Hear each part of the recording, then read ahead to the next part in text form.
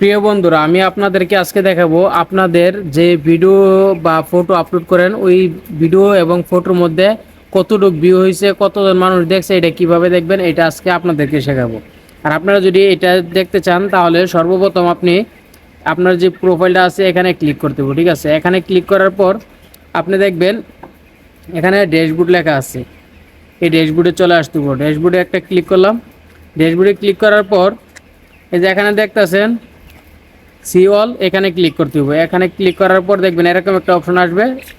এখানে আবার C all অপশনে ক্লিক করতে হবে। ঠিক আছে, তো আমি এখানে সি অল অপশনে ক্লিক করলাম। সি অল অপশনে ক্লিক করার পর আপনি আস্তে আস্তে একটু নিচে আসবেন। ঠিক আছে, এরকম করে একটু নিচে আসবেন, নিচে আসবেন, নিচে আসবেন, দেখবেন একদম নিচে আসার পরে আবার এখানে লেখা আছে সি অল। ঠিক আছে, তো আমরা এখানে ক্লিক করব।